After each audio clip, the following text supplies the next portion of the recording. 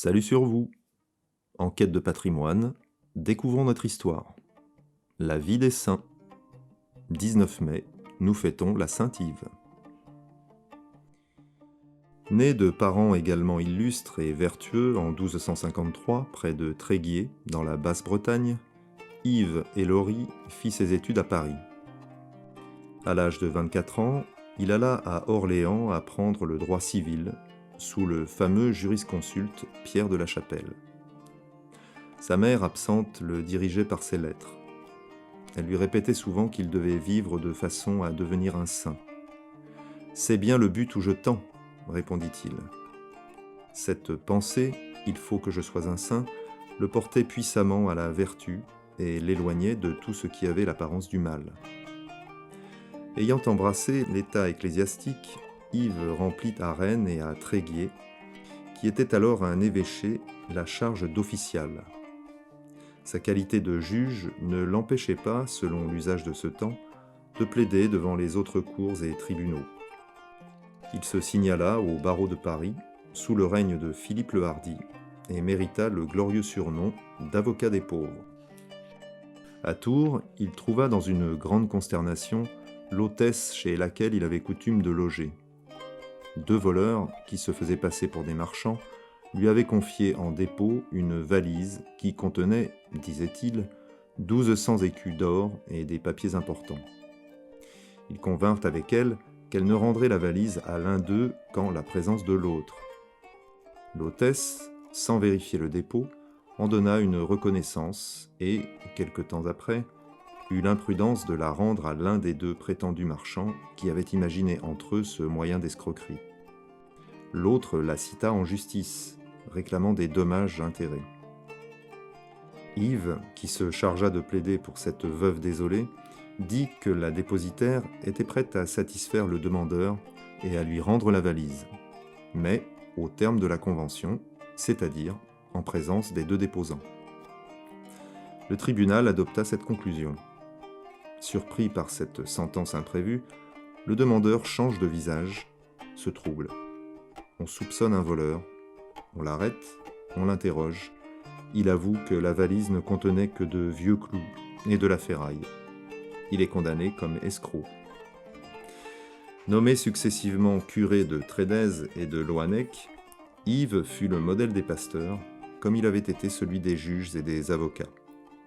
Il mourut le 19 mai 1303. Clément VI le canonisa en 1547. On l'honore le 19 mai. Les hommes de loi de plusieurs nations l'ont choisi pour leur patron. 19 mai. Saint-Pierre Célestin, pape et confesseur.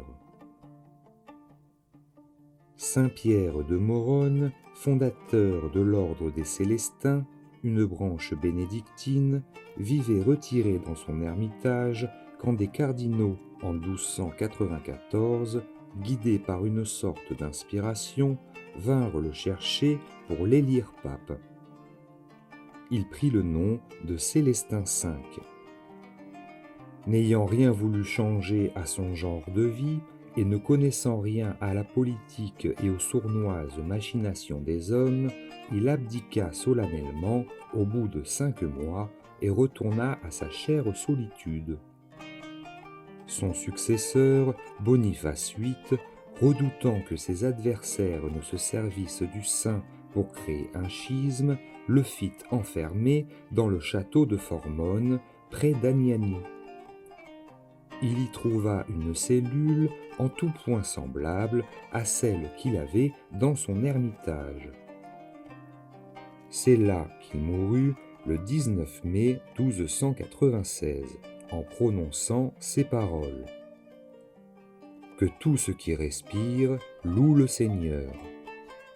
Saint-Pierre Célestin reste un modèle d'humilité, lui qui a cherché l'oubli avec plus d'ardeur que d'autres ne recherchent l'estime des hommes et les honneurs du siècle. On le représente en pape avec une colombe. 19 mai. Sainte Pudancienne, Vierge. Fille de saint Pudence, sénateur romain, sainte pudancienne se consacra avec un zèle admirable aux exercices de la piété chrétienne.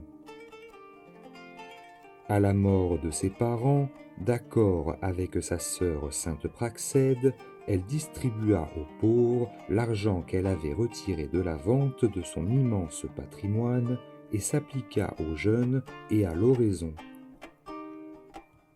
Dans sa demeure, qu'avait déjà honorée de sa présence saint Pierre, le premier vicaire du Christ, on célébrait les saints mystères. Devenue l'église sainte pudancienne, elle est regardée comme l'un des plus augustes sanctuaires de Rome. Par les soins de sainte pudancienne, toute sa maison reçut la grâce du baptême des mains du pape Saint Pie Ier, 154. Elle fut inhumée dans la catacombe de Sainte Priscille.